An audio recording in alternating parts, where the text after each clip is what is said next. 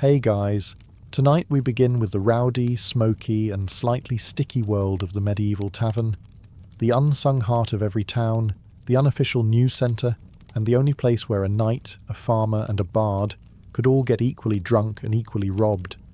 It wasn't just a place to drink, it was a place where danger, laughter and disease mingled freely beneath a thatched roof. So before you get comfortable, take a moment to like the video and subscribe, but only if you genuinely enjoy what I do here. And let me know in the comments where you're tuning in from and what time it is for you. It's always fascinating to see who's joining us from around the world. Now dim the lights, maybe turn on a fan for that soft background hum, and let's ease into tonight's journey together. You've trudged through a muddy street that smells like a blend of horse, smoke, and questionable soup. It's raining, of course, or just finished, so everything's slick, including your only pair of shoes. You're tired, you're hungry, and you've nearly been run over by a cart full of turnips twice. You need a drink. So how do you find a tavern in a medieval town? There are no glowing signs, no Yelp reviews, and certainly no GPS. What you do have are your ears. Just follow the noise. Somewhere, past the blacksmith's forge and the fishmonger yelling about his fresh river eels, is a chorus of laughter, shouting, and someone aggressively singing about a goose. And there it is. A crooked wooden building, leaning slightly as if even the architecture has had one too many. Hanging above the door is a wooden sign, barely legible, with a crude painting of... Is that a barrel? Or a bear? Or maybe both? Either way, this is it. Welcome to the tavern. The front step is slick with ale, and as you push open the heavy, iron-hinged door, it lets out a creak so long and dramatic it might qualify as its own form of entertainment. Instantly, warm air and the rich perfume of smoke, wet wool, stale beer, and mystery meat hit your face like a drunken handshake. You've made it. Inside, the ceiling is low enough to make tall men duck and drunk men bump their heads. The floor is dirt. Not metaphorically, literally, though someone's laid down straw in an attempt to pretend it's cleaner. It isn't. There are no private booths, no waiters with menus, and no such thing as quiet conversation. This is a medieval tavern, and it only comes in two settings: rowdy and closed due to fire. You spot an open seat at a lopsided bench near the hearth, but it's wet. With what, you don't ask. Someone nearby is arguing about a stolen chicken. Another is passed out with a ladle still in his hand. A one-eyed dog gnaws on a bone under a table like he pays rent there. And this, friend, is just the entrance. You've only just arrived, and already it smells like a night to remember, or forget. As the heavy tavern door slams shut behind you, the darkness wraps around your senses like a damp wool blanket, warm, uncomfortable, and slightly suspicious. Your eyes adjust slowly. Candlelight flickers against soot-stained walls, casting dancing shadows that make even the chairs look like they might pick a fight. The hearth blazes in the far corner, doubling as both heating and open flame hazard. Smoke drifts lazily in the air, not quite escaping through the chimney that might be stuffed with a dead crow. But what hits you hardest isn't the noise or the heat, it's the smell. A medieval tavern's scent is less aromatic and more emotional trauma. The top notes are ale, warm, sour, and splashed liberally across every surface. Beneath that, sweat, years of it, human, horse, and maybe something mythical. Add a hint of mouldy bread, wet straw, and a whisper of boiled onions, and you have a blend no perfumer has dared bottle. The tables are carved with years of initials, crude drawings and knife scars. They wobble with a kind of stubborn pride. The benches creak under the weight of muddy boots, thick cloaks and questionable decisions. The floor? Dirt as promised, but layered with straw meant to soak up spills, spit, and the occasional unconscious customer. You step carefully. One wrong move and your foot sinks into something with a texture best left undescribed. The crowd is a living, breathing organism. Loud laughter erupts in one corner, while two men argue about the price of a pig in another. A woman slams a mug down hard enough to spill half her drink, and no one even flinches. A man at the next table stares at you with the dazed look of someone who's either thinking very deeply or forgetting how chairs work. Someone nearby sneezes.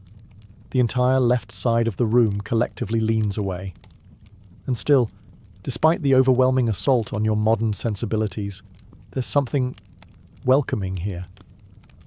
The tavern is alive. It's rough, raw, and completely unfiltered. The medieval version of a community hub, minus the hygiene, and with 400% more shouting. You find your seat. It's a bit damp. It's probably cursed. But for now, it's yours.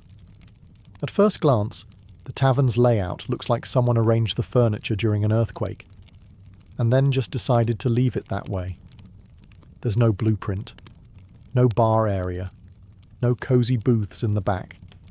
Just a sprawling, uneven spillage of tables, benches, barrels, and the occasional wooden crate being passed off as a seat. Everything is too close together or too far apart, depending on how drunk you are. The hearth is the only real centerpiece, a big open fire roaring against one wall, doing its best to provide warmth, light, and a healthy dose of indoor smoke inhalation. Around it, people crowd in for comfort, like moths with mugs. Those with the best seats hog the warmth. Those without? Well, that's what ale is for. The bar, if you can call it that, is usually just a thick wooden plank resting across two barrels, sagging under the weight of jugs, mugs, and elbows. Behind it stands the tavern keeper, multitasking between pouring drinks, yelling orders, and giving that one guy in the corner the death stare of, "You still haven't paid for last Tuesday." There are no menus. You ask what's available and brace yourself. The answer is usually ale or shut up and wait. A narrow staircase, possibly original, definitely splintery, leads to the upstairs rooms. If you squint, you can see a boot hanging from one of the railing posts. No one's entirely sure if it's decorative or a warning. Some taverns have a back room. It might be for storage. It might be for illegal gambling. Or it might be where the last person who insulted the barmaid was taken, never to be seen again. It's best not to ask. The walls are stained with candle soot, the windows are covered with greasy cloth or animal hide, and every surface has been thoroughly polished by the elbows, boots, and spilled drinks of generations past. And maybe a chicken. Somehow, despite the chaos, or because of it, it works. Everyone knows where to go, how to sit, when to shout, and when to duck. It's not organised, but it is alive. Every medieval tavern has a ruler, and it's not the local lord or the tax collector. It's the tavern keeper. They may not wear a crown, but don't be fooled. This person runs the show. Equal parts chef, server, accountant, babysitter, and executioner of barroom justice. The tavern keeper is a one-person institution, and they take no nonsense. If it's a man, he's likely built like a barrel with arms, grizzled, grumpy, and carved from cured meat and bad decisions. If it's a woman, and often it is, she's sharper than a blacksmith's file, and can silence a room with a single look. Either way, they've seen everything, heard worse, and cleaned blood out of straw before breakfast. They greet regulars with a nod, strangers with suspicion, and troublemakers with a tankard to the head. Behind the bar, they keep mental tabs on who's paid, who owes, and who's had 3 too many. And they do it all without writing anything down. Because medieval literacy might be rare, but tavern memory is terrifying. The tavern keeper sets the tone. If they're in a good mood, the place hums. If they're in a bad mood, you'd better drink fast and keep your jokes to yourself.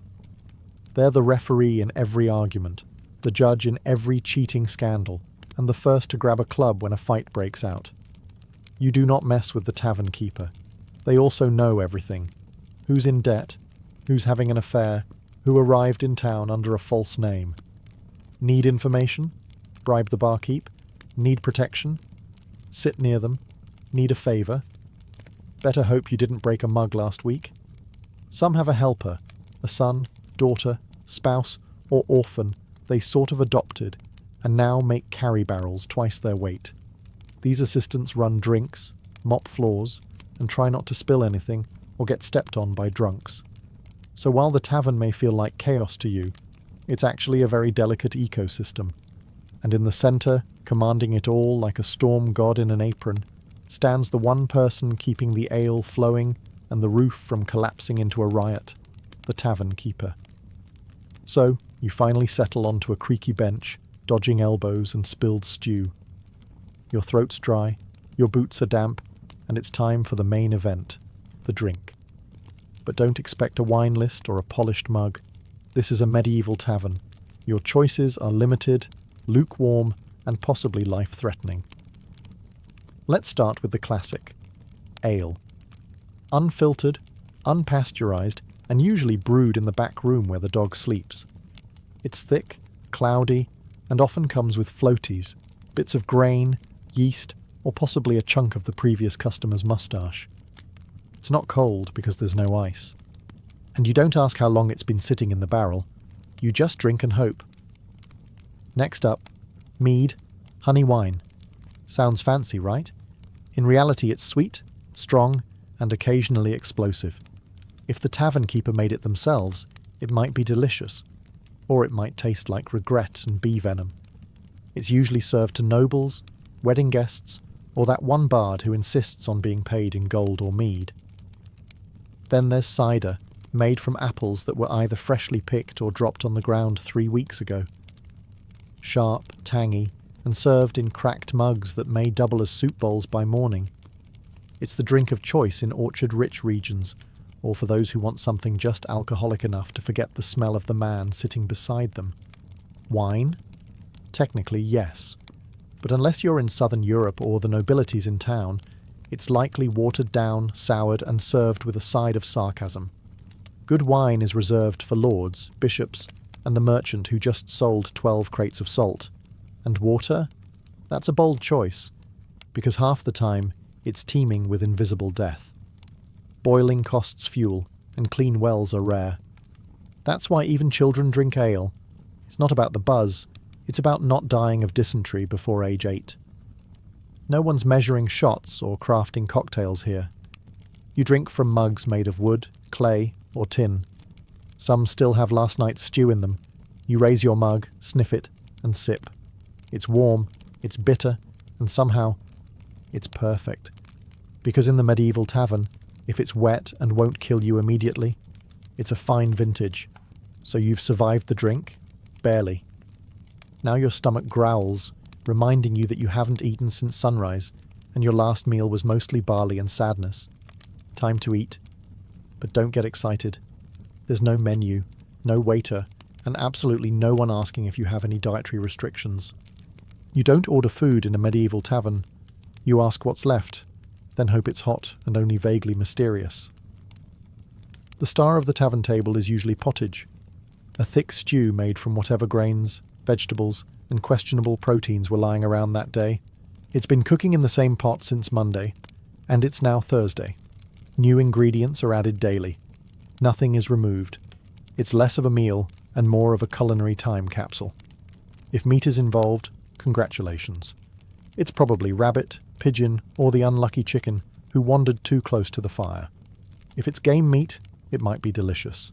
Or it might be aged past reason and seasoned with desperation. Your bowl is made of wood or clay. Your spoon? Either your own or your fingers. Most people carry their own knife, so eating is a BYO cutlery affair. And don't expect napkins, just the sleeve of your tunic or a shared rag that's seen things it'll never forget. Bread is also on offer. It's tough, dark, and heavy, more a weapon than a food. If it's soft, it was baked today. If it's hard, it was baked last week.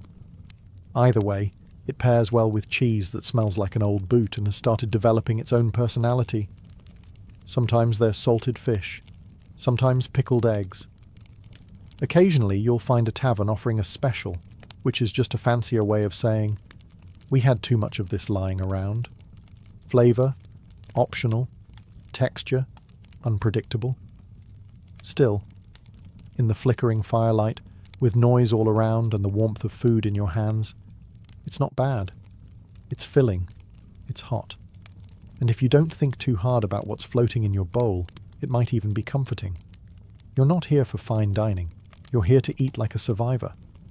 Once you've found your seat, ideally one without a knife stuck in it, you start to notice the real entertainment, the people. A medieval tavern is the original social media feed, loud, chaotic, half-true, and fully committed to oversharing.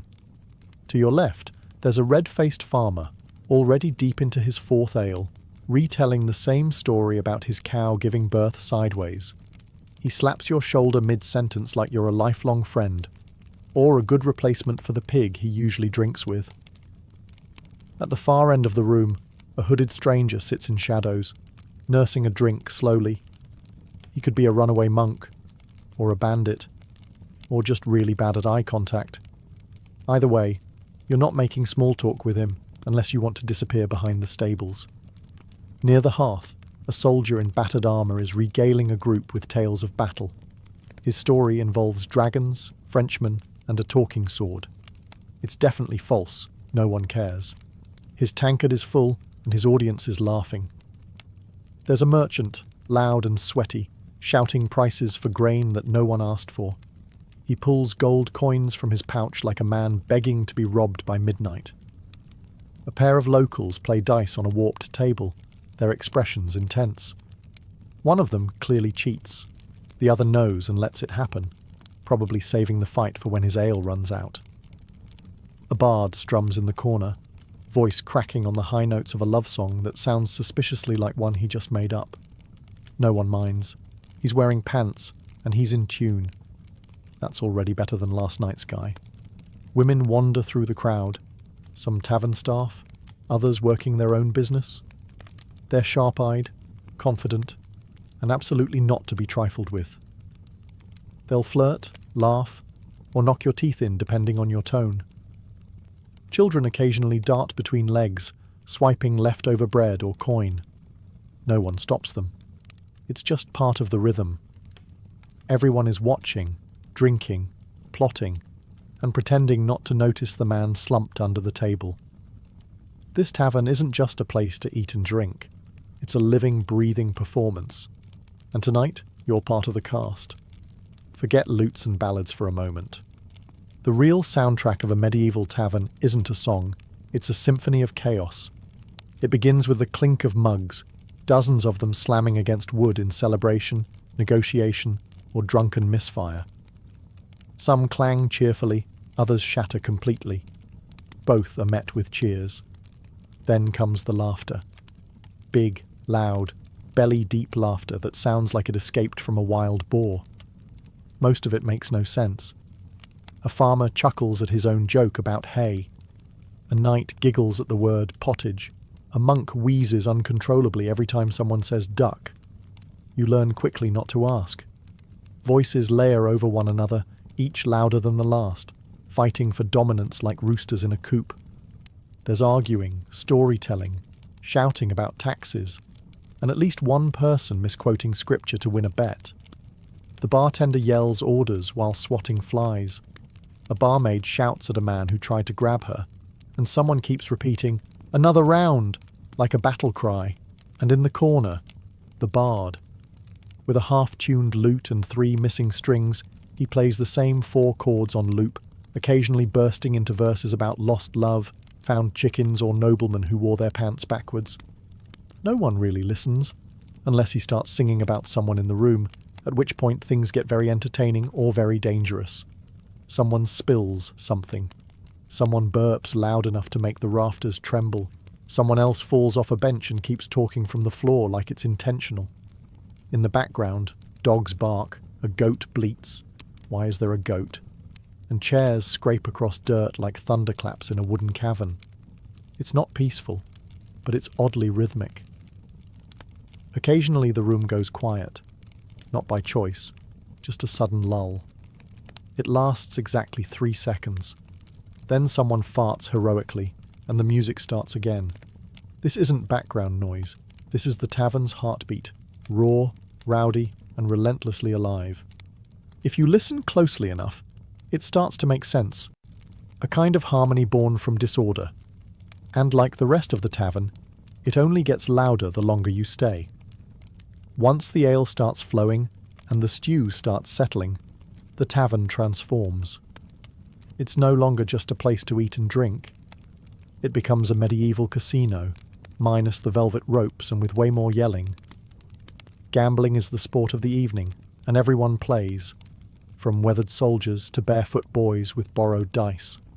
There's no dealer, no pit boss, no regulation, just a cracked wooden table, a handful of copper coins, and the vague promise that someone's about to lose their dignity. Dice are the game of choice, carved from bone, wood, or whatever was lying around. They clatter across tabletops like rolling thunder, each toss followed by a mix of cheers, groans, and accusations of witchcraft.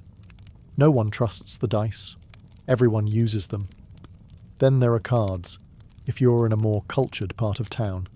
Thick, hand-painted, worn to the edges, and always missing one or two. The rules shift based on who explains them. Sometimes you're trying to get the highest number. Other times you're matching symbols or just making it up as you go. It's like poker, but with more slapping.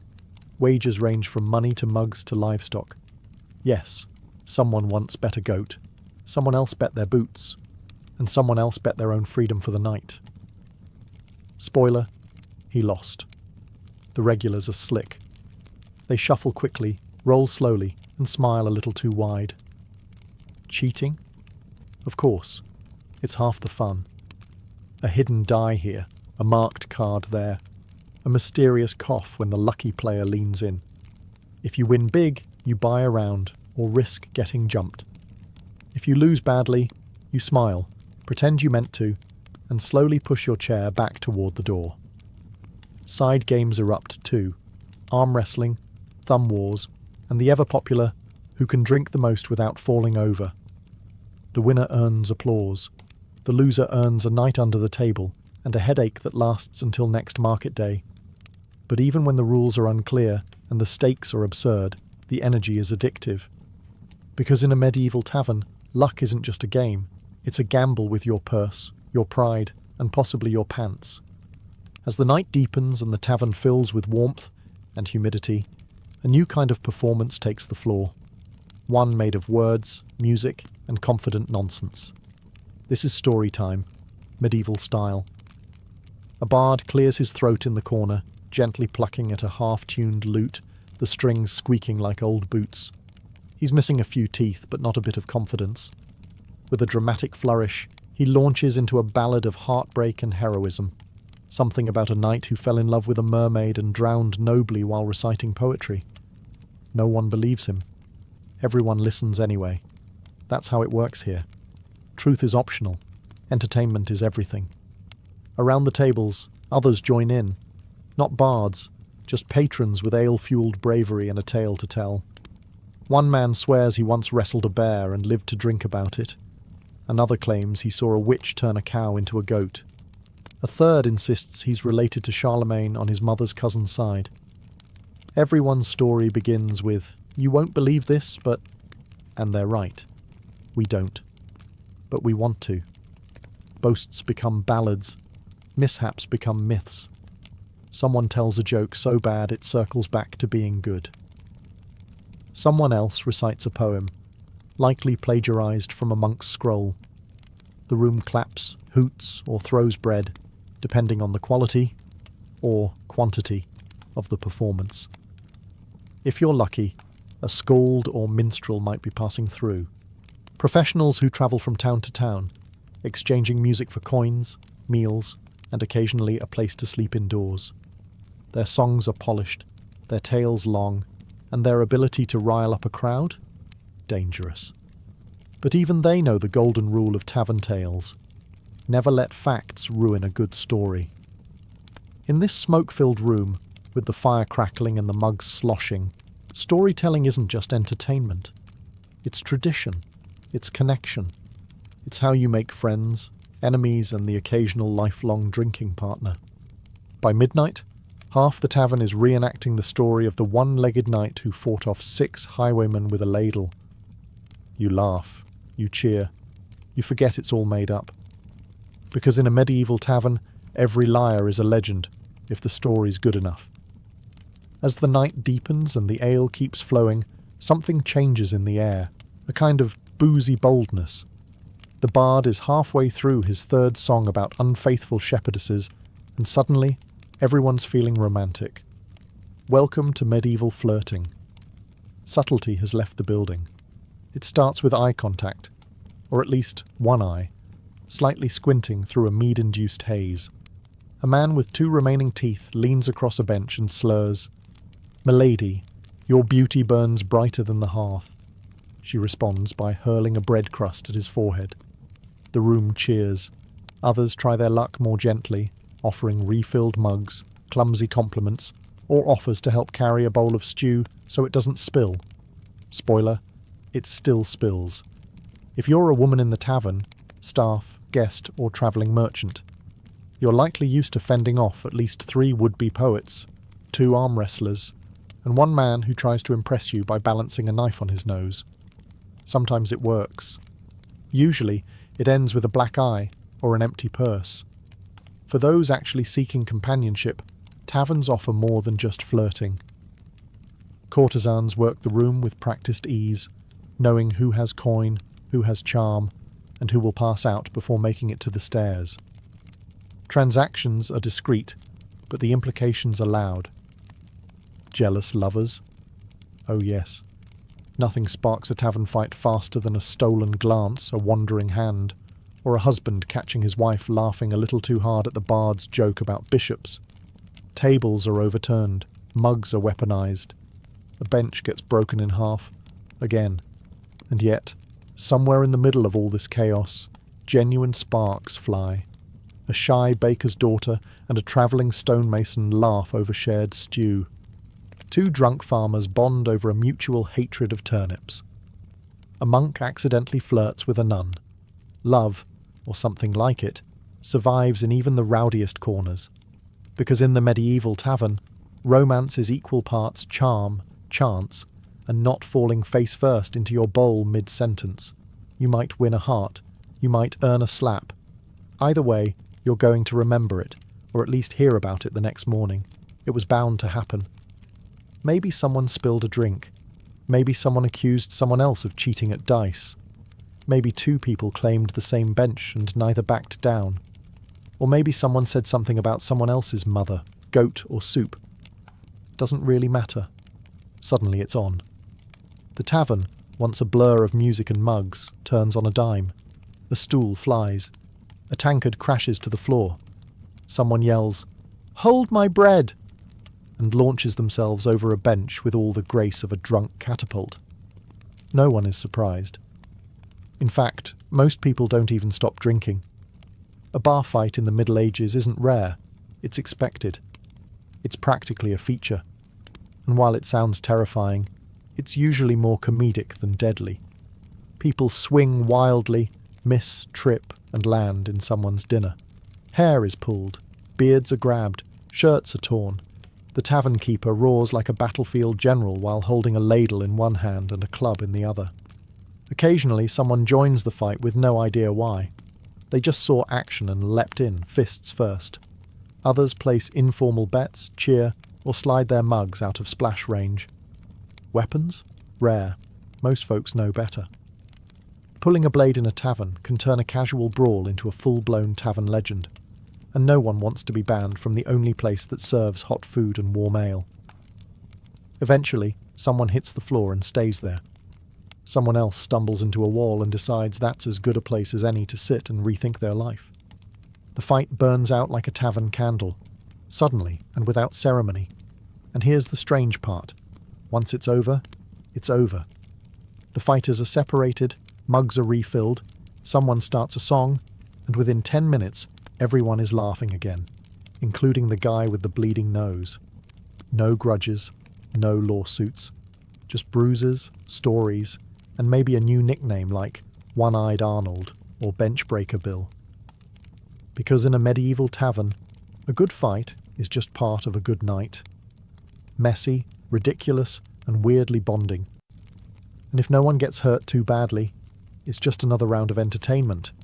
So the brawl's over, the bard has passed out mid-ballad, and your stomach is full of mystery stew and slightly fermented cider. It's time to sleep, or at least attempt to. But don't expect a feather bed and lavender-scented linens. This is a medieval tavern, not a spa. If the tavern offers lodging, it's likely a creaky staircase away.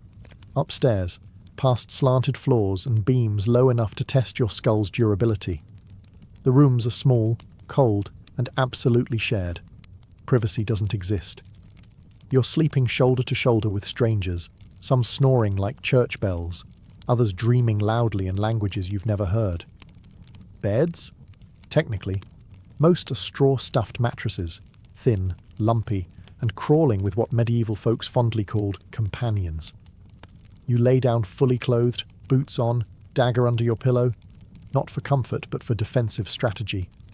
Blankets are shared, so are smells. And if someone had garlic earlier, someone always has garlic, it will become an intimate part of your dreams.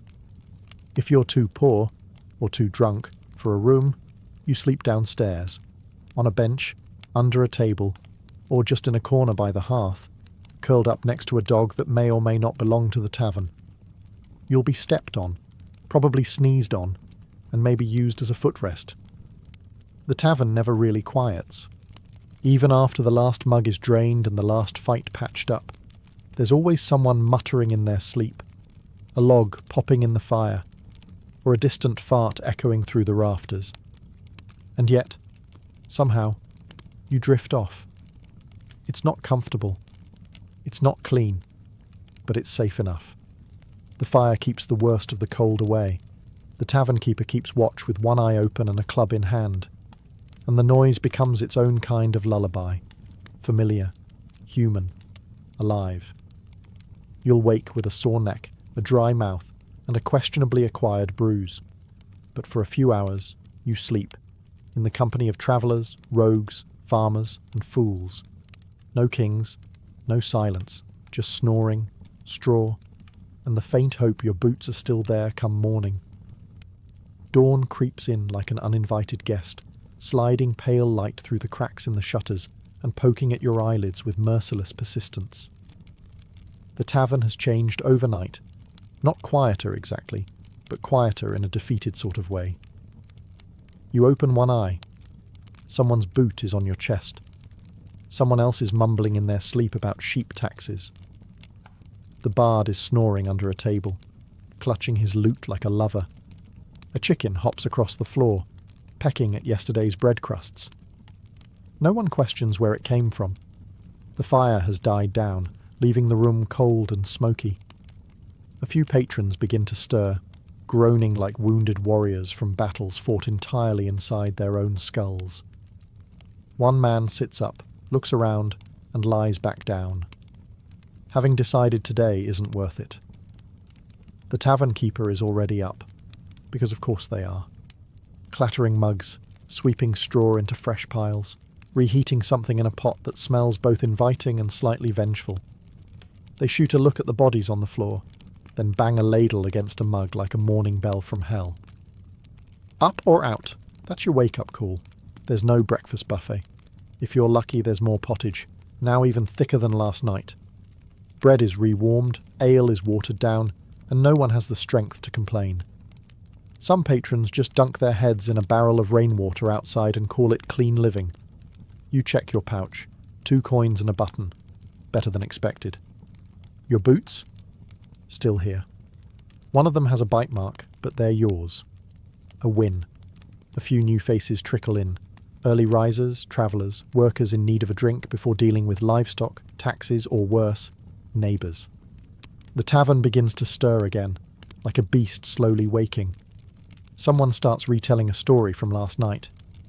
It's already changed, of course. Now there were 2 fights, and the bard's song summoned a ghost. Everyone nods like it's gospel. The night was chaos. The morning is groggy, grimy, and full of regret. And yet, you smile. Because somehow, you survived it. By now, You've felt the sweat, the smoke, the sticky ale under your boots. You've survived the shouting, the flirting, the pottage, and possibly a flying bench. And through all that, one thing becomes clear. The medieval tavern wasn't just a drinking hole, it was the beating heart of the community.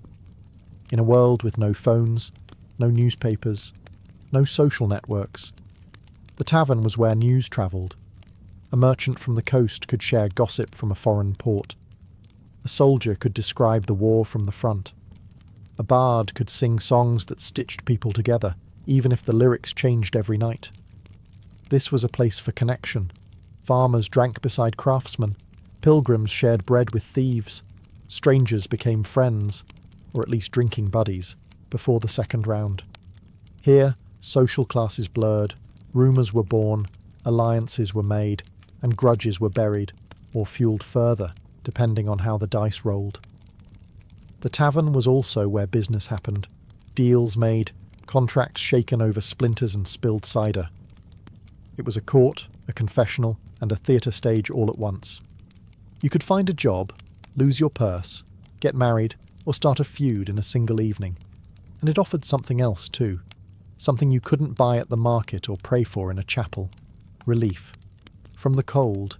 From the work. From the endless seriousness of surviving medieval life. For a few hours you could sit near a fire, hear a bad joke, sing a worse song, and forget, just briefly, how hard the outside world was. Even if the ale was warm, the bed was itchy, and the food had more bones than broth. The tavern gave you a sense of being alive, among the living, and in an age where everything from disease to war to a sharp winter could take you without warning, that was no small thing. So when you stepped into a medieval tavern, you weren't just buying a drink. You were buying belonging, story, and maybe, if the floor wasn't too crowded, a place to sleep where the fire still burned. Because long before cafes and pubs and coffee houses, there was the tavern. Loud, dirty, honest, and absolutely unforgettable. Before she became the most iconic face of ancient Egypt, immortalized in a limestone bust with high cheekbones and a gaze frozen in serene confidence, Nefertiti was a woman cloaked in mystery. Her name means, "the beautiful one has come," but no one knows exactly where she came from. Some believe she was the daughter of a powerful Egyptian official named Ai, possibly even the sister of Akhenaten. Others argue she was a foreign princess, sent to Egypt in a marriage alliance. Her origins are debated, but her influence is undeniable. Nefertiti appears in the historical record like lightning, sudden, brilliant, and transformative. She enters Akhenaten's life not as a passive queen, but as an equal partner in a reign that would shake Egypt's religious and cultural foundations. Together, they would dismantle centuries of tradition, discard the pantheon of gods, and elevate the sun disk Aten as the one true deity. It was a radical, near heretical move, and Nefertiti wasn't just watching from the throne. She was leading ceremonies, making offerings, even depicted in art-smiting enemies, a role typically reserved for male pharaohs. Unlike other queens who were relegated to the background, Nefertiti was ever present. She appears in more artwork from the period than even Akhenaten himself. In these depictions, she isn't cloaked in subservience. She stands tall, sometimes larger than life, holding power quite literally in her hands. And in a society where pharaohs were divine, her proximity to Akhenaten, both spiritually and politically, suggested something more. Perhaps she wasn't just queen. Perhaps she was co-ruler. But this rise wasn't without tension. Egypt was not ready for the upheaval. The old priesthood resented the loss of their gods and temples. The capital moved to a new city, Akhetaten, today known as Amarna, cutting ties with the old ways. And through it all, Nefertiti was there, her figure etched into stone walls, her name sung in hymns to the sun. Yet, for all her visibility in life, her death is a complete vanishing act. No tomb, no body, no confirmed end. Just silence. It's as if history, after showcasing her brilliance, suddenly chose to look away. And that, perhaps, is where her legend truly begins. To understand Nefertiti's rise, you must first meet the man who changed everything, Pharaoh Akhenaten. He wasn't born with that name. He was originally Amenhotep IV, a prince in line with a 1,000-year legacy of gods and tradition. But something shifted inside him. Some call it divine inspiration, others say madness. When he became king, he turned his back on the mighty god Amun and declared a new truth. There was only one god worth worshipping, the sun itself, the Aten. This wasn't just a religious shift. It was an earthquake that cracked the bedrock of Egyptian civilization. Imagine a society built around temples, priests, and rituals being told overnight that their gods were false, their worship obsolete. Akhenaten didn't just preach monotheism, he enforced it. The temples of Amun were shut down. His name was chiseled off monuments. Statues were smashed. Entire cities were abandoned. In their place, Akhenaten built something new. Akhetaten, a city dedicated solely to Aten, where the sun would rise directly between the cliffs and bathe the city in sacred light. And through it all, Nefertiti stood at his side, not as a silent consort, but as a full participant. In the reliefs of the period, she's shown worshipping Aten with the same reverence as Akhenaten. Their daughters are often depicted with them, heads tilted toward the radiant sun. It was a family portrait unlike anything in Egyptian art before or since. Even the style of the art changed, no longer stiff and formal, but loose, exaggerated, sometimes even intimate. The king and queen kissing, playing with their children, praying in soft robes beneath the sun. Nefertiti was everywhere in this new world. At times, she even overshadowed her husband. Some historians believe she held real political power, maybe even acted as co-regent.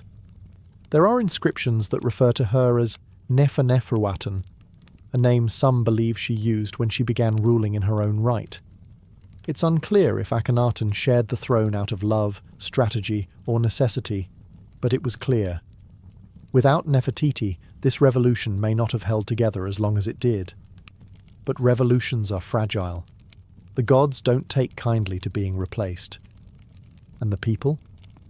They were quietly watching, waiting for the old order to return. By the height of her influence, Nefertiti had become more than a queen. She had become an icon. Not just of beauty, but of divine femininity and royal power. Egypt had seen great queens before, Ahmose Nefertari, Hatshepsut, but Nefertiti's presence felt different. She wasn't ruling from the shadows or taking power through war. She was reshaping the spiritual and cultural fabric of Egypt beside her husband, in real time, as a living goddess. She bore Akhenaten 6 daughters, Meritaten, Meketaten, Ankhesenpaten, and others, all of whom were frequently depicted in family scenes beneath the rays of Aten. Curiously, no sons were ever confirmed. In a kingdom obsessed with lineage, this was both a political problem and a historical mystery. Was it fate, or was something else at play?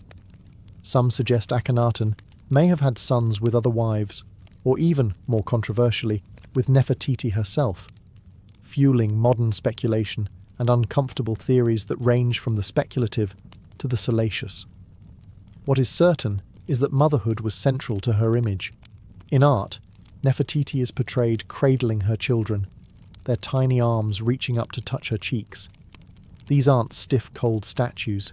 These are living moments, carved in stone, intimate, emotional, radiant. In an age where pharaohs were often distant gods, Nefertiti's portrayal as a nurturing mother softened the divine, making it human.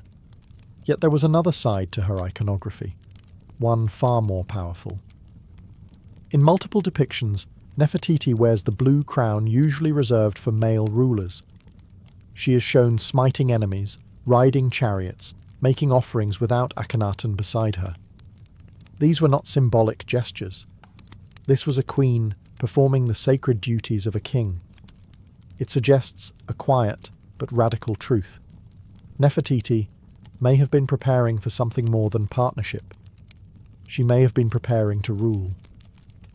Whispers in history suggest that after Akhenaten's health began to decline, possibly due to genetic disorders or stress, Nefertiti took on more governing responsibility. But this is where the record starts to fade. In the final years of Akhenaten's reign, she vanishes from the public eye. No fanfare, no funeral inscriptions, no confirmed burial. Did she die young? Did she fall from power?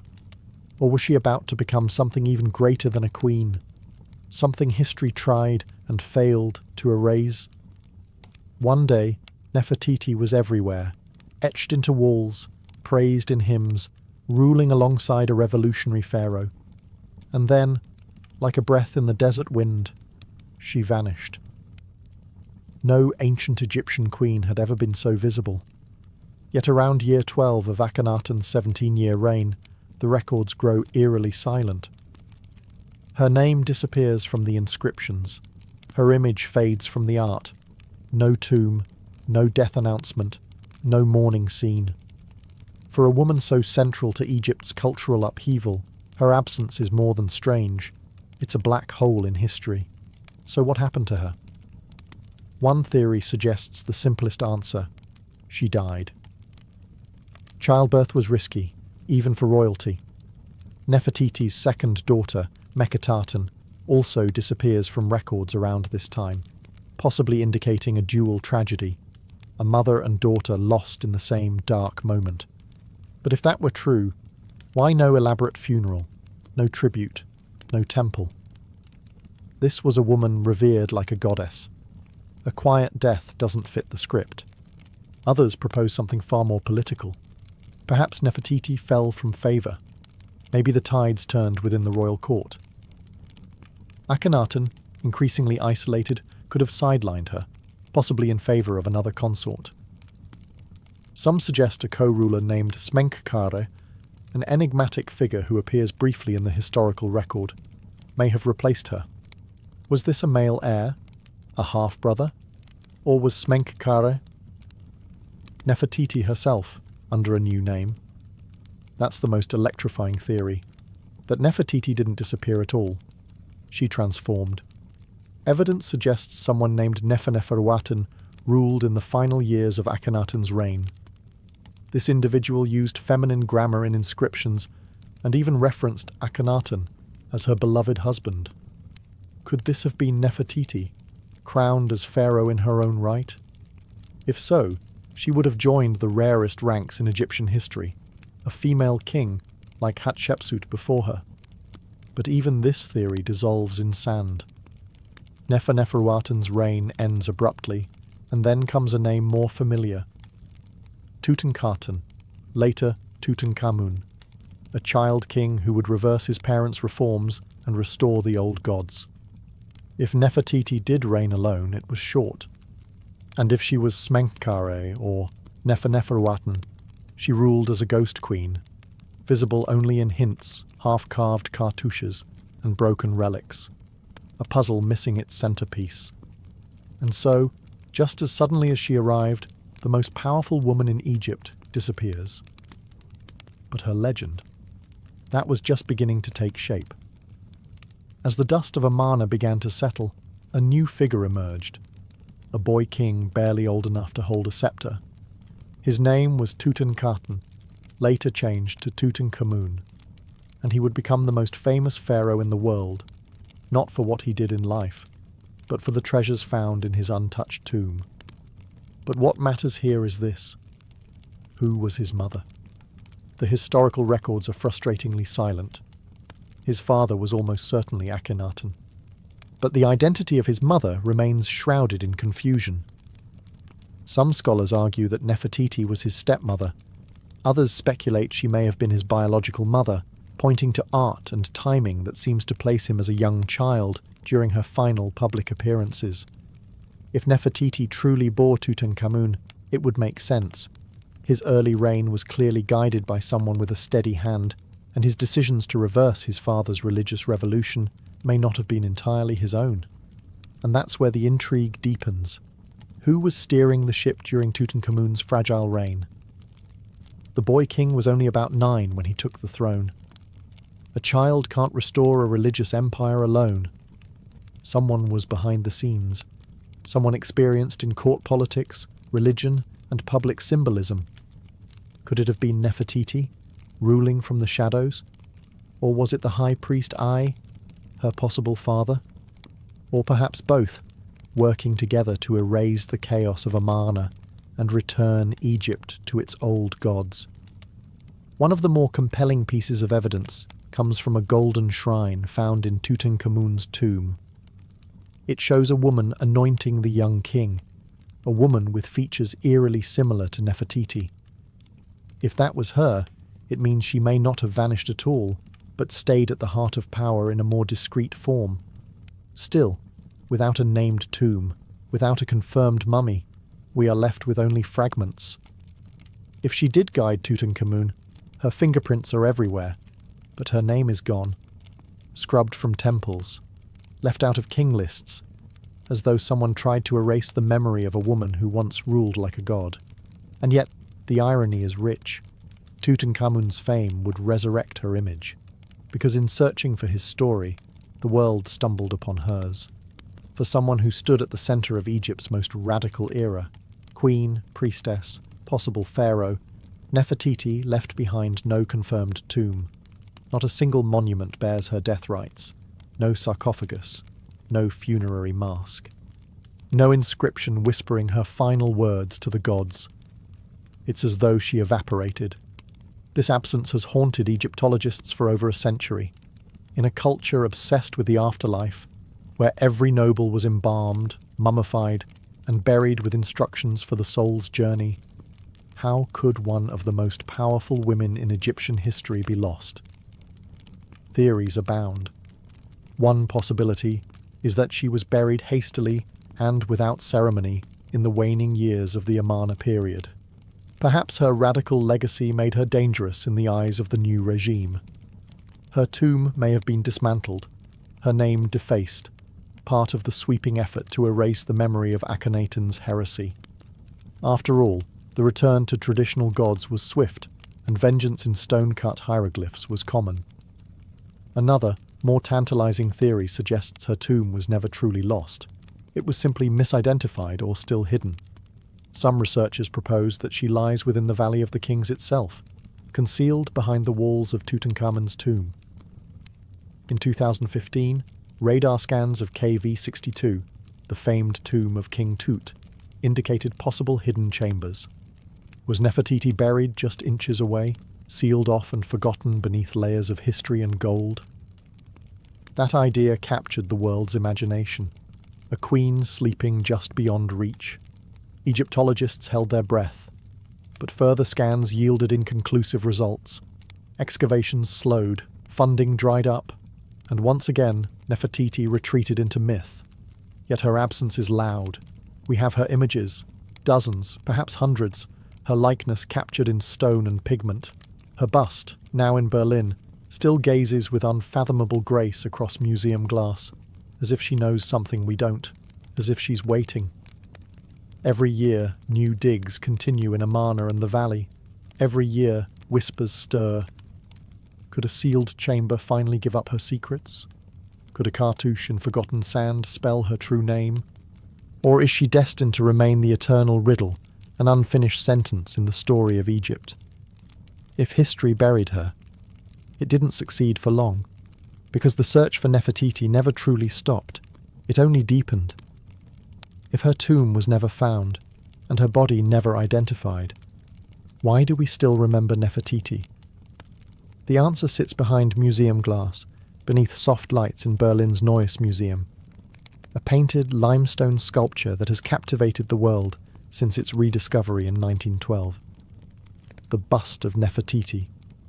She gazes forward with poise and serenity, her long neck graceful, her blue crown distinct, and her features so refined they almost feel modern.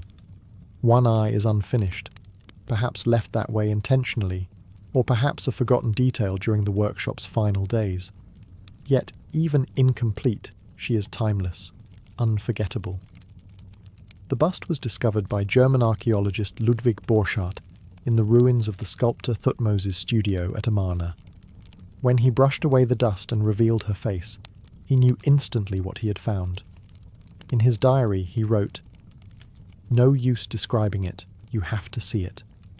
And once the world did, Nefertiti became not just a historical figure, but a global symbol of beauty, of power, of ancient enigma. But even her bust is not without controversy. Germany acquired the artifact during a time of loose antiquities laws, and Egypt has been requesting its return for decades. To the Egyptians, she belongs home, in the land whose sun once touched her skin, where she stood beneath Aten's rays. But Germany has refused. They claim her fragility makes her unsafe to travel. Others say it's about prestige. Nefertiti brings in crowds. She is, after all, their Mona Lisa.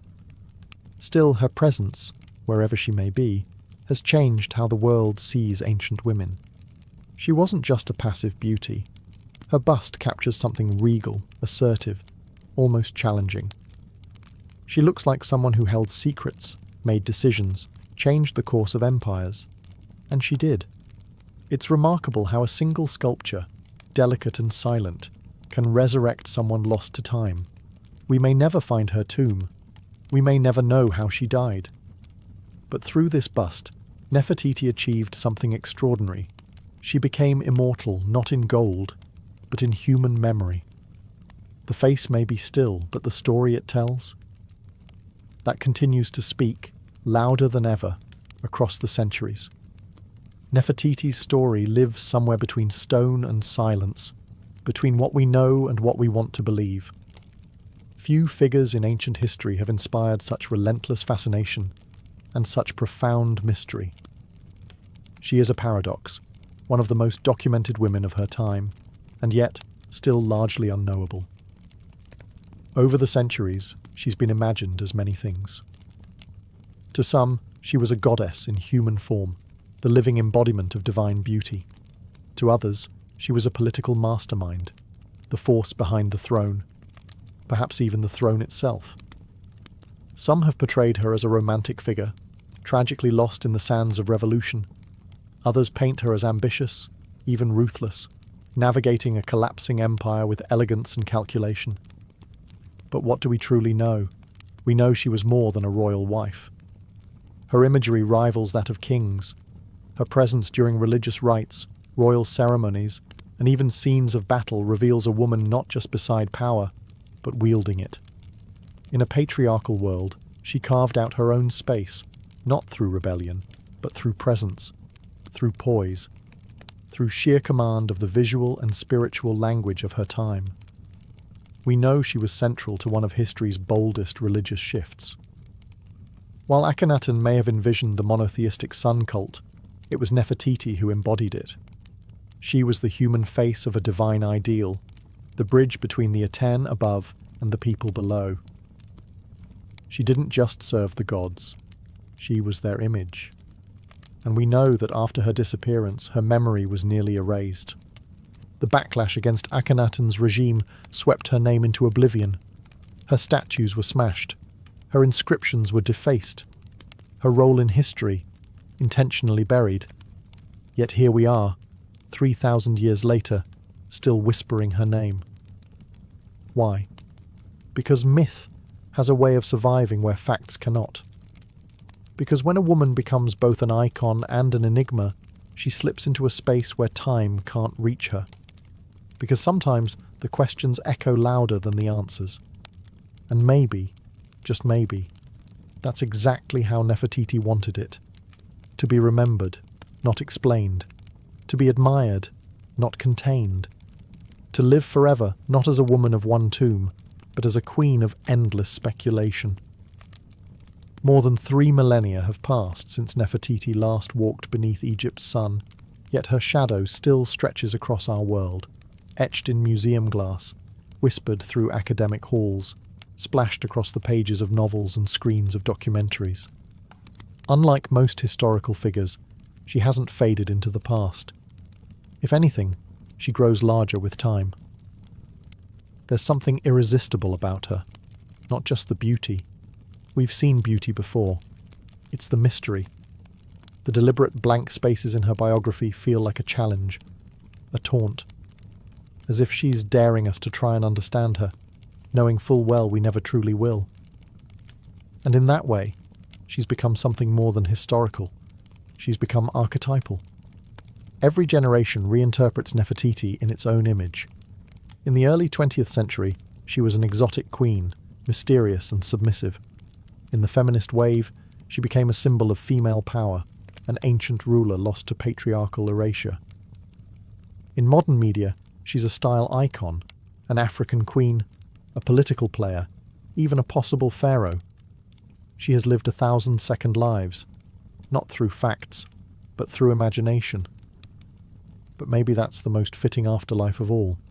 In ancient Egypt, immortality wasn't just about mummification, it was about memory.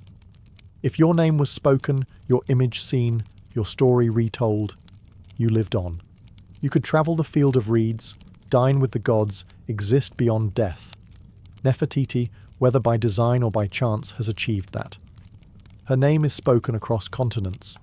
Her face is one of the most recognized in human history. Her story, though fractured, still commands attention. So in a way, her greatest legacy wasn't carved into a tomb or sealed beneath desert stone. It was this: enduring curiosity. She left behind a perfect mystery, a life half seen, half erased, and wholly unforgettable. And perhaps that was her final act of power. Not just to rule an empire, not just to shape religion or raise royal daughters, but to become timeless. Nefertiti, the beautiful one who has come, never truly left. She remains here, in our questions, our wonder, and our need to remember the women history tried to forget. She lives not in gold or glory, but in the eternal act of being searched for. And what is more immortal than that? China, where the clouds hang low and the wind hums through bamboo groves, a dragon lies coiled. But it is no myth, no fire-breathing beast of legend.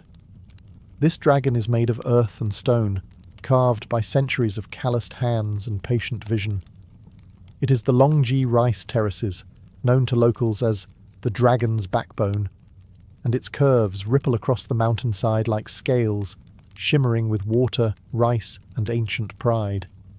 From a distance, the terraces resemble a sleeping creature. Hills ripple with rhythmic precision, each layer rising and falling like the sinew of a living form. But step closer, and you'll find something even more alive. Water flows in soft whispers along carefully dug channels. Seedlings flutter in the breeze, and at dawn, the morning mist drapes the landscape like breath rising from the dragon's nostrils. These terraces weren't built in haste. Their story began over 700 years ago, when the Zhuang and Yao people, ethnic minorities with deep ties to the mountains, chose to tame the slopes rather than abandon them. Flat land was scarce. Machinery was non-existent. And so they looked to the mountain and asked a simple question: how do we feed ourselves here? The answer took generations. Armed with little more than stone tools and bamboo baskets, they carved the hills inch by inch, year by year. With each level built, they not only shaped the land, they taught it to breathe with them. Rainfall became resource, slope became sustenance. Rice, the staple of life, began to grow where gravity once ruled, and over time, the terraces began to resemble a dragon in repose, strong, eternal, sacred. This was more than agriculture. It was harmony, a silent pact between humans and nature. No part of the mountain was wasted, and no part was forced to bend violently. Instead, the people worked with the earth, shaping it in curves and swells, listening to the wind, following the water. Today, the dragon's backbone still feeds entire villages. But more than that, it reminds us what patience can build. In a world racing forward, here lies a dragon that was never chased, only carved, layer by layer, dream by dream. To walk among the Longji rice terraces is to step into a world carved by persistence. There is no illusion here, no machine tracks, no corporate survey markers. What stretches across these mountains are the fingerprints of human endurance. Every curve, every slope, every drop of water has been arranged, stone by stone, with hands that knew the pulse of the land. Centuries ago, when the Zhuang and Yao peoples first looked upon these steep and unforgiving hillsides, they did not see obstacles. They saw opportunity. The lowlands were already taken, the fertile valleys already sown. But up here, amid the rugged peaks, there was possibility, if only they could make the earth listen. With no heavy tools they began. Wooden shovels, stone hoes, baskets of mud and rubble carried on backs worn by time. Slowly, terraces began to form, horizontal veins across the mountain, held in place by hand-stacked stone walls. These weren't accidental cuts into the slope. They were calculated. Each level had to be perfectly balanced, not only to hold water, but to carry it from one tier to the next without waste. One miscalculation could cause an entire section to collapse. Too steep and the water would rush, too flat and it would stagnate. So they measured not with rulers, but with generations of intuition. Children learned from their elders. Elders watched the seasons, and the mountain, in time, gave in, not with surrender, but with trust. And the result? A landscape that defies nature by flowing with it. From the valley base to the cloud-kissed peaks, these terraces rise like a spiral staircase to the sky. They mirror the topography with elegance, almost as if the mountain grew them itself. But no, the mountain did not shape these curves. Humans did. With no engines, no concrete, no architectural degrees. Just time, just trial and error. Just the belief that land, no matter how steep, can be made to serve life. Today, the terraces remain functional, still farmed, still repaired, still respected.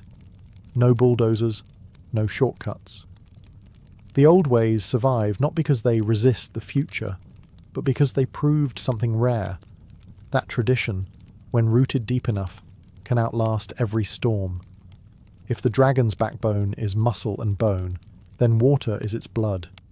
It flows quietly, without pumps or engines, tracing ancient channels that slip from mountaintop springs into every terrace below. This hydraulic choreography is no accident. It is the secret life of the terraces, the reason they've endured for centuries. At the top of the mountain, rainwater and natural springs are caught in narrow ditches and earthen canals. From there, gravity becomes the farmer's silent ally. The water descends through terrace after terrace, pooling gently in each field before spilling into the next. This design, fluid, seamless, ensures that every patch of rice receives what it needs. No more, no less. There are no valves, no switches. Control lies in subtle gates made of stone or wood, adjusted by hand and habit. If one terrace overflows, it could flood the next. If one leaks, a drought may follow. And so the villagers, guardians of this delicate system, walk the ridges daily, checking, adjusting, listening to the sound of flow.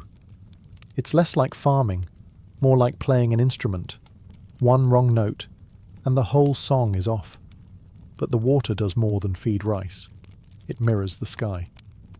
In spring, when the terraces are first flooded, the paddies turn to glass. They reflect the clouds, the sun, even the stars on a clear night. Visitors often describe the sight as surreal, like the mountain has become a living mirror, reflecting both heaven and earth. Then comes summer. The water thickens with stalks of green. The reflection fades, replaced by movement, rippling rice plants swaying in the wind like an emerald sea. In autumn, the water glistens through the gold of ripened grain, and in winter, when farming ceases, snow and frost replace the flowing current. The dragon sleeps, but the channels remain, quiet veins awaiting spring. Time moves differently here, not by hours, but by moisture, by the first trickle of mountain thaw, by the sound of frogs returning, by the scent of wet soil. In a world that measures time in seconds, the the people of Longji still measure it in seasons and drops. And so the dragon lives, not in fire and flight, but in ripples of water, pulsing gently through a living masterpiece of stone and soil. Spring in the Longji Mountains begins not with blossoms but with water. As the snow melts in the higher peaks, streams trickle downward, breathing life into the waiting terraces. The mirror-like paddies are ready. The dragon stirs, and the people prepare for the ritual that ties them to every generation before them, planting the first seed. There is no grand announcement, only quiet movement. Farmers, young and old, rise with the mist. They walk barefoot along the narrow ridges, straw hats low over their eyes, baskets balanced on their backs. The air is thick with the scent of soaked soil and mountain wind. The paddies, flooded just days earlier, now shimmer like polished jade. This is not a task for machines. It never has been. Each rice seedling, grown in nursery beds, is transplanted by hand, one by one, line by line. The workers step into the cold water and press the tender stalks into the mud with gentle fingers. It's a rhythm that feels almost sacred. Back bent, arm out, hand press, repeat. All day, sometimes for weeks. Children follow, splashing in the shallows, mimicking their elders. They learn not from textbooks, but by standing in the water, feeling the resistance of mud, learning the spacing by eye. It's how knowledge survives here, lived, not spoken. Planting is more than labour, it is ceremony. Offerings are made to the mountain spirits, songs are sung. In some villages, elders scatter the first handful of seedlings as a blessing. Every field planted is a promise, to the land, to the ancestors, to the children, yet to come. The pace is unhurried. No one rushes the dragon, no one races the mountain. Instead, the rhythm of planting becomes a meditation, a slow dance of human and nature, of patience and purpose. And as the days pass, green shoots begin to rise from the watery fields like whispers. From this moment forward, the terraces will grow not just rice, but hope. Each seed is a prayer, each row a quiet defiance against hunger and haste. And so begins the cycle once again, not with noise or fire, but with hands in mud and hearts in the sky. The dragon is awake, the mountain breathes, and the future is planted, one seed at a time. Scattered along the ridgelines and nestled in the crooks of the terraces are the heartbeats of the dragon's backbone. Villages like Ping'an, Dazhai, and Jingkeng. These are not just settlements. They are living museums of heritage, where every home, path, and balcony clings to the mountain like a memory that refuses to fade. The houses are built of timber, resting on stilts to protect them from the rains and the steepness of the slope. Their rooftops, dark and slanted, mirror the lines of the terraces they overlook. From above, they seem like wooden lanterns floating on waves of green. Inside, life is simple, warm, and deeply communal. Generations share a home. Meals are cooked over wood fires. The smell of rice wine and bamboo smoke drifts into the mountain air. The people here belong to ethnic minorities, the Zhuang and the Red Yao, each with their own language, customs and stories. You'll recognize the Yao women instantly. Their long black hair, uncut since childhood, is coiled into elegant shapes atop their heads. Some let it fall like silk waterfalls when they bathe in the river, a scene so graceful it borders on myth. Despite modernization creeping up the mountain trails, traditions hold strong. Hand-woven clothes dyed in indigo, wooden looms creaking in quiet rooms, music played on reed pipes and bronze drums during village festivals. Weddings still involve ritual dances. The harvest is still welcomed with song. Hospitality is not a transaction here, it's a reflex. Guests are offered tea brewed from local leaves, rice wine in carved gourds, and stories passed down from elders who remember the mountain before electricity arrived. They speak of dragons in the mist, of ancestors who first carved the hills, of spirits who still guard the fields. And though tourism now brings visitors from every corner of the world, The rhythm of village life continues, largely undisturbed. The rice still grows. The rituals still mark the seasons. The terraces, like the people, endure, not by resisting change, but by absorbing it slowly, carefully, like water descending one level at a time. Here, within the dragon's coils, life is not rushed. It flows, it echoes, it remembers. To walk the terraces of Longji is to walk through layers of myth. The hills are not just soil and stone. They're alive with stories whispered through bamboo groves and carried on the wind. For the villagers, these mountains are not merely land. They are sacred beings, shaped by gods, guarded by spirits, and inhabited by tales passed from one generation to the next. The most enduring legend speaks of a sleeping dragon whose body stretches across the ridges. Its spine rises in coils, the very terraces themselves. Locals believe that the curves of the mountain are not man-made, but rather the dragon's scales, rising and falling with breath. When mist rolls in from the valley and covers the paddies in white, it's said the dragon stirs, breathing gently in its sleep. Another tale tells of how the terraces were born from divine generosity. In a time of famine, the ancestors climbed the mountains and prayed to the heavens. Moved by their devotion, the gods sent rain and instructed them to carve the hills into steps so rice could grow. The people obeyed, and the dragon appeared to guide their hands. Ever since, they have honoured the mountain with respect, never shouting in the fields, never cutting trees without prayer. These beliefs are not written in books. They live in songs sung during the planting, in incense burned before a new growing season, in the silence kept during misty mornings. Children grow up hearing these tales not as fantasy, but as truth embedded in the land. To laugh at the dragon is to risk bad harvest. To disrespect the spirits is to invite flood or drought. There are spirits in the water too. Some farmers still make offerings before releasing the spring water into the terraces for the first time each year. A few drops of rice wine, a prayer murmured under breath. Not for show, just tradition, as natural as tying a shoe. And whether you believe in dragons or not, something sacred hangs in the air. Maybe it's the silence, maybe it's the clouds, or maybe it's the quiet certainty that this place is more than human work. It's a story, still being told, written not in ink, but in stone, water, and rice. For centuries, the dragon's backbone was a secret kept by the mountains, remote, quiet, and known only to those who called it home. But no place, no matter how sacred, remains untouched forever. The road came. The wires followed. Tourists, cameras, and smartphones climbed the hills alongside the farmers. And the terraces, ancient and weathered, faced a question they'd never had to answer before. How do you survive the modern world? At first, there was worry. Some feared the mountain would be sold piece by piece to developers. That concrete would replace wood. That culture would become costume. But the people of Longji didn't just endure. They adapted. Not by abandoning the past, but by weaving the present into it, one careful thread at a time.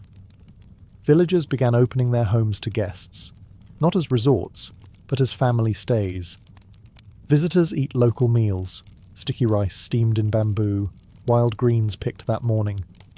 They sleep in wooden stilt houses, where roosters still announce the sunrise. The experience isn't curated for show, it's lived, honest, real. And the farming. It continues.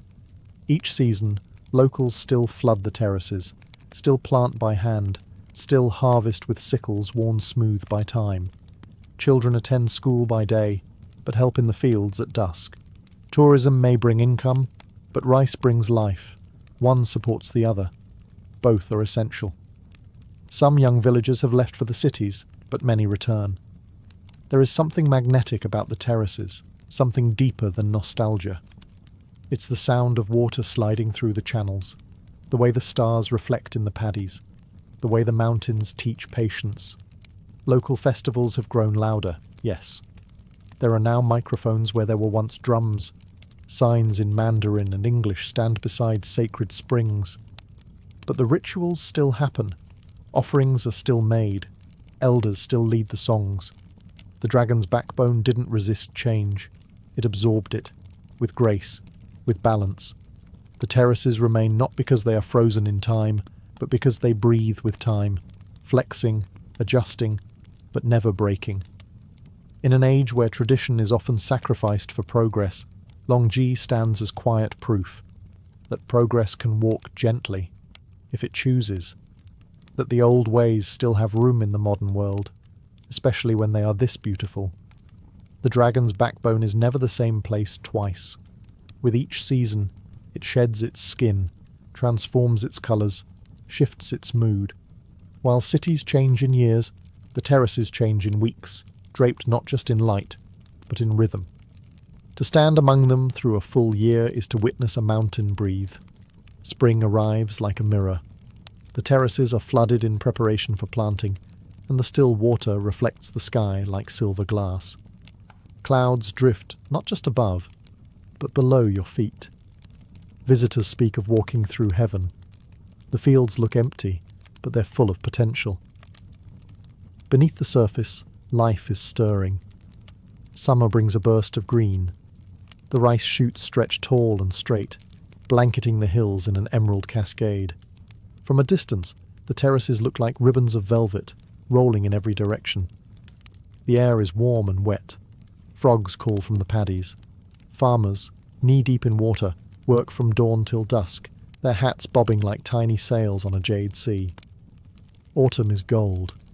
Harvest time. The rice matures, and the terraces catch fire in the sunlight, glowing with grain. The fields ripple in the wind and drums echo through the villages. Families gather. Songs are sung. Sticky rice is cooked. It's not just a season, it's a celebration. The dragon, fully awake, offers its bounty. Winter draws the mountain into stillness. The terrace is empty, the water drains. Snow sometimes falls, dusting the steps in soft white. Other times, frost clings to the walls like lace. There are no tools in the field, no voices, only silence. The dragon sleeps, resting, waiting. Each season writes a different poem. Spring reflects, summer grows, autumn feeds, winter rests. The beauty of Longji isn't just in its shape, but in its cycle, in how it accepts time without resistance, in how it transforms quietly, never needing to announce itself. Photographers chase the light here, hoping to capture something eternal, but the terraces don't freeze for anyone. They move, they breathe, they teach us, softly, that beauty is not static, it's a rhythm, a practice, a promise renewed with every season. And so the dragon turns again, not with roar or flame, but with water, grain, and wind. In the end, the terraces are more than fields. They are a vow, quiet, curved, and carved into the mountainside. A promise passed down from hand to hand, season to season, generation to generation. The dragon's backbone is not just a wonder of agriculture or a masterpiece of engineering. It is the story of what happens when humans choose to live with the land, not against it. There were easier paths. The ancestors of Longji could have moved to valleys, chased flatter ground. But they stayed. They studied the slope, listened to the stone, followed the water. And in doing so, they made the impossible ordinary, feeding villages on a mountainside. Every curve holds a lesson, not just about rice, but about patience, about legacy, about care. These terraces weren't built in years, or even decades. They took centuries. There is no shortcut to harmony, no machine that can replicate the knowledge etched into each stone wall by calloused hands and quiet persistence. And yet nothing about them is frozen. The terraces are alive. They evolve. They bend with the weather, with the needs of the people, with the shape of the world. That's their secret. They were never rigid. They were always fluid. Even now, as the modern world climbs the hills with its signals and screens, the terraces remain grounded.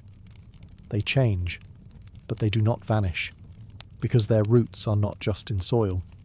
They are in story, in ritual, in the simple, enduring act of planting a seed and trusting the sky.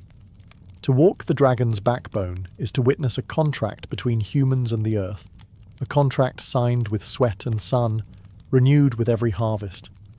It's a reminder that progress does not always mean speed, and that greatness doesn't always roar. Sometimes it murmurs, like a stream slipping over stone.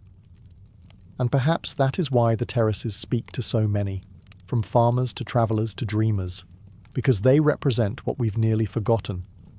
That the most lasting things in this world are not built with force, but with rhythm, humility, and time. The dragon sleeps, the people endure, and the mountain remembers. Most visitors to Giza lift their eyes to the sky, drawn to the towering silhouettes of the pyramids and the gaze of the great Sphinx. But few ask what lies beneath, under the sand, under the Nile, under centuries of forgotten currents. For in the quiet shallows near the ancient village of Abu Rawash, just a short distance from the Giza plateau, a strange tale stirs. It speaks of something enormous, eroded and ignored, an underwater sphinx. Local fishermen have whispered of it for generations, a smooth-backed shape that seems too symmetrical to be natural, a feline form, half buried in mud and waterlogged sediment. When the Nile's waters recede during droughts, parts of it emerge.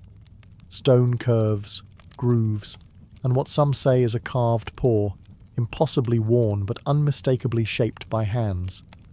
It doesn't sit among the tourist routes. There are no guideposts, no velvet ropes, no tour buses idling nearby. Just an area thick with reeds, brackish water, and silence.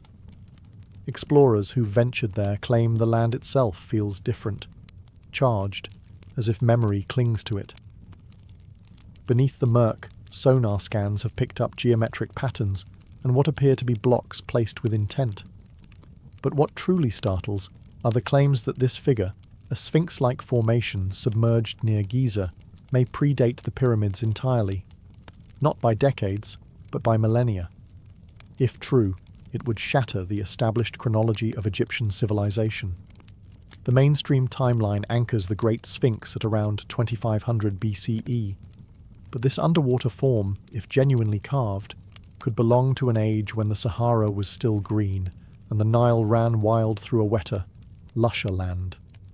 Skeptics, of course, dismiss it as a misidentified rock formation, limestone shaped by water and wishful thinking, but the grooves, the curves, the alignment with celestial markers, it all invites more questions than answers. The site remains unexcavated. Official archaeologists have largely ignored it. Perhaps it's nothing.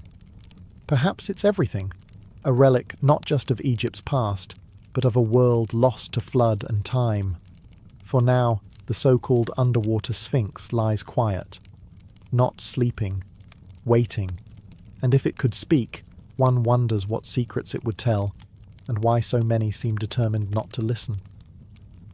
The legend of the underwater Sphinx moved from whispered folklore to global curiosity in the 1980s. That's when a few independent researchers and divers began publishing strange reports, accounts of a massive lion-bodied figure partially submerged near the Giza plateau. Early photographs were grainy, inconclusive, and often dismissed.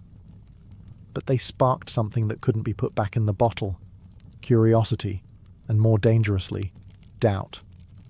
One of the most vocal early proponents was an amateur Egyptologist who claimed to have seen a weathered monument deep beneath silt and flood layers during a brief drought window. According to him, the figure wasn't an isolated rock or erosion trick. It had geometry, legs, symmetry, even the faint suggestion of a carved face. Naturally, this challenged the traditional narrative. Egyptology, as a discipline, rests on structure and established timelines. Most scholars place the construction of the Giza pyramids and the Great Sphinx at around 2500 BCE during the reign of Pharaoh Khafra. The suggestion of another Sphinx, older and partially submerged, would require rethinking not just Egyptian history, but the timeline of human civilization itself. Mainstream academics responded with caution, even disdain. Without peer-reviewed excavation, carbon dating, or stratigraphic studies, the claim couldn't be taken seriously. Many argued the so-called Underwater Sphinx was likely a natural formation, limestone weathered by thousands of years of Nile flooding and sediment erosion. In Egypt, they pointed out, nature often mimics the intentional. Wind, water, and time are capable sculptors, but the photos kept circulating. The sonar readings continued to show odd patterns, too regular, too smooth, too suggestive. And then came the theorists. Authors, filmmakers, and fringe historians began building stories around the mystery. That the Sphinx was a relic of a forgotten civilization, perhaps Atlantean, perhaps pre-dynastic Egyptian, lost in a flood that scoured the Sahara. They pointed to water erosion patterns on the original Great Sphinx, argued for lost technologies, and hinted that what lay beneath the Nile might be far older than accepted memory allows. The debate grew louder, but the ground remained still. No official dig was launched, no museum claimed it, and the Sphinx, if that's what it is, remained right where it always had been. Buried in silt, caught between myth and mud. The idea that something near Giza might predate the pyramids isn't just provocative, it's revolutionary. If the underwater Sphinx is more than erosion or coincidence, then Egypt's story didn't begin in the 4th dynasty. It began before it, deep in prehistory, when the Sahara was a green savanna and the Nile roamed wider, wilder, and less predictable. This possibility gained traction in the 1990s when geologist Dr. Robert Schoch studied the Great Sphinx itself. He argued that the deep vertical weathering on the Sphinx's enclosure wasn't caused by wind and sand, but by rainfall. Heavy, sustained, ancient rainfall, which hadn't touched the Giza Plateau since at least 7000 BCE. That pushed the possible date of the Sphinx back by thousands of years, well before the first pharaohs carved names into stone. If water shaped the original Sphinx, could water also have hidden an even older sibling? The so-called Underwater Sphinx sits in a lower region near ancient floodplains. Some satellite imagery and ground-penetrating radar suggest possible foundations, rectangular outlines, and deliberate shaping, all buried beneath silt and seasonal water. These signs hint that the site may not just be older than the Sphinx. It may come from a time when nothing in Egypt was yet carved in hieroglyphs. Supporters of the theory point to Egypt's missing chapters, the gap between the end of the Ice Age and the rise of the first dynasties. During this time, the Nile shifted courses, the Sahara transitioned from wet grasslands to dry desert, and civilizations may have risen and fallen, undocumented and erased. The idea that an ancient people, pre-literate, pre-pharaonic, could have shaped a monument of this scale seems implausible to traditional historians. But is it? Göbekli Tepe in Turkey was built around 9600 BCE by hunter-gatherers. It features megalithic pillars with carved animals, predating Stonehenge by thousands of years. Could Egypt hold a similar secret? An ancient culture that marked the land with stone long before papyrus carried their stories? If the underwater Sphinx was built in such a time, it would change everything we know about human history. It would suggest not just forgotten ruins, but a forgotten age. One that may have whispered to the builders of Giza, leaving behind more than myth, perhaps a monument drowned, then forgotten. Stone doesn't lie, it remembers. And around the site of the so-called underwater Sphinx, it tells a quiet but persistent story, not just of time, but of water. Sediment layers, erosion marks, and flood patterns hint at a history long before the desert became dry, long before the Nile settled into its familiar course, long before the pharaohs carved their names into history. Geologists who have examined photographs and data from the site near Abu Rawash note peculiar erosion marks, smooth, rounded grooves that suggest prolonged exposure to flowing water. Not wind, not sand, but rainfall and movement, forces absent from this region for thousands of years. Similar arguments have been made about the Great Sphinx itself, especially its enclosure wall. Critics of the standard timeline point out that the deep vertical fissures seen on the Sphinx's surrounding trench don't resemble wind erosion at all. They mimic rainfall, heavy, sustained prehistoric rain. Now, at the possible Underwater Sphinx site, we see the same signature, only this time hidden beneath a shallow flood basin. During periods of low Nile flow or excavation, parts of the structure are said to rise into view, lion-like haunches, shoulders, and a foundation that seems too level to be natural. Researchers who have surveyed the area note that the basin is geologically active, with high clay content and evidence of ancient water tables fluctuating violently.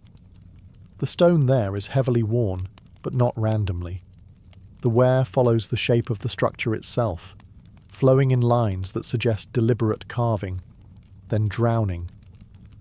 Some sediment layers around the site date back to the early Holocene, when Egypt was wetter, greener, and prone to massive flooding. If a monument had been carved then, it could have stood for centuries before being swallowed by mud, forgotten by shifting populations, and buried under the Nile's wandering silt. Skeptics argue this is all coincidence, natural formations teased into myth by hopeful eyes. But water doesn't form symmetry. It doesn't carve pores. It doesn't create aligned foundations or echo the geometry of a known sphinx just a few miles away. So the question deepens. If water erased this monument from view, what else has it taken with it?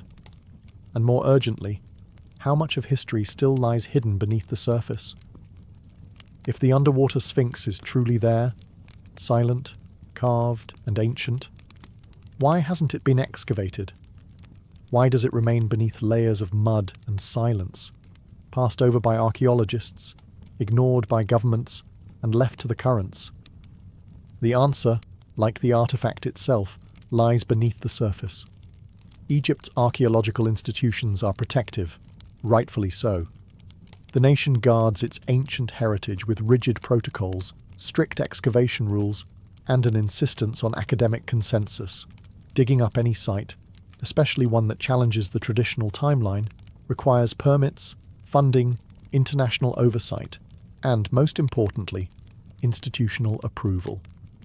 And that approval often rests on one unspoken rule: do not rewrite Egypt's history without a mountain of undeniable evidence. And that's the problem. The so-called Underwater Sphinx has never received an official, state-sponsored excavation. Independent researchers, foreign academics, and fringe theorists have studied the area, but without formal backing, their findings remain anecdotal, suggestive, but not conclusive. There's also the issue of the Nile itself. The river is not a static feature. It floods, recedes, and shifts over decades. The site where the monument allegedly rests is flood-prone, often submerged for much of the year. Excavation would require draining the area, rerouting water, protecting nearby ecosystems, and managing structural damage caused by centuries of sediment pressure. That alone would take years, if not decades. Then there are political factors. A discovery of this magnitude, if validated, would disrupt more than academic timelines. It could challenge established narratives, upset national pride, and attract a media frenzy Egypt might not be eager to welcome. The Ministry of Antiquities prefers to promote discoveries that reinforce Egypt's grandeur, not question its foundational history. Some whisper that certain institutions may already know more than they reveal, that preliminary studies have been done quietly, behind closed doors. But without public records, peer-reviewed findings, or government announcements, these claims drift into conspiracy. And so, the monument remains buried. Whether by accident or design, it sleeps under mud and skepticism. It is a strange irony that in a land obsessed with preserving its ancient past, one of its greatest mysteries may be hidden in plain sight, unclaimed, unstudied, and untouched by time's official record. But nothing stays buried forever. To the ancient Egyptians, the Sphinx was more than a sculpture. It was a symbol, part guardian, part god, part mystery. With the body of a lion and the head of a man, The Sphinx represented strength fused with wisdom, physical power tamed by royal mind. It was a cosmic sentinel, placed at thresholds where the divine met the mortal. The most famous, of course, is the Great Sphinx of Giza. Towering 66 feet high, it has guarded the plateau for over 4,000 years, facing the rising sun, watching over the tombs of pharaohs. Its exact origin is still debated. Some say it was built by Khafra. Others argue it may be far older, its face recarved over time. So what would it mean if a second Sphinx, hidden, water-worn and possibly older, exists just miles away? It would change everything. No known records speak of twin sphinxes at Giza. Ancient texts are silent. But in later Greco-Roman tradition, there are mentions of guardians positioned in balance, flanking sacred spaces. In Egyptian architecture, symmetry is sacred. Temples often have twin statues, twin obelisks, twin avenues of lions. Why not twin sphinxes? Some researchers argue that the so-called Underwater Sphinx might not be a copy, but the original. A prototype. A pre-dynastic version later replicated on a grander scale. If true, it suggests that the idea of the Sphinx came not from dynastic builders, but from a forgotten culture whose myths were carried forward, adopted, and refined. And if the monument predates writing, it may not be bound by the pharaoh's ideology at all. Its purpose could have been astronomical, ritualistic, or even commemorative, marking an event, a flood, or a forgotten god. The lion shape itself is no accident. In ancient Egypt, lions represented the horizon, the gate of dawn and dusk. A sphinx facing east watches the rebirth of the sun, eternally. To carve one was to freeze that sacred act in stone. Now imagine one carved before the pyramids. Aligned, guarding, waiting. It would not just rewrite history, it would redefine the mythos of Egypt itself, not as the beginning of civilization, but as the last echo of something even older. And the fact that this symbol might be sleeping beneath water, all the more fitting for a guardian of lost worlds. As whispers of the Underwater Sphinx echo further across the world, a quiet divide has opened, one that runs deeper than sediment or stone. On one side stands traditional Egyptology, cautious, structured, and rooted in academic consensus. On the other, a growing community of independent researchers, alternative historians, and curious minds who believe something extraordinary is being overlooked. Mainstream scholars insist on evidence, peer-reviewed studies, stratigraphy, inscriptions, and radiocarbon dates. Their concern is not unwarranted. Egypt is filled with natural rock formations that resemble human or animal shapes, and misidentifying them can lead to misinformation. Archaeology, after all, must be careful. The past is fragile. It cannot be rebuilt once broken by careless hands or media hype. But to others, caution has become complacency. Independent investigators, many of them trained scientists or engineers from outside the field, argue that the Underwater Sphinx and similar anomalies deserve deeper study. They point to high-resolution satellite images that show unnatural symmetry, to LiDAR scans that detect rectangular foundations beneath layers of mud, to erosion patterns that seem shaped not by chaos, but by design. They also question the political motivations behind silence. Tourism dollars flow through well-trodden monuments. A new Sphinx, especially one that threatens the accepted timeline, could disrupt Egypt's narrative and authority. The fear, they suggest, is not of fraud, but of rewriting everything.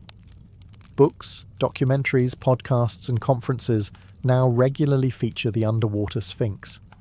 It has become a symbol of hidden history, used as both rallying cry and cautionary tale. Supporters call for open excavation. Detractors warn against pseudoscience. The truth, as always, is lost in the middle, buried beneath voices as thick as the Nile's silt.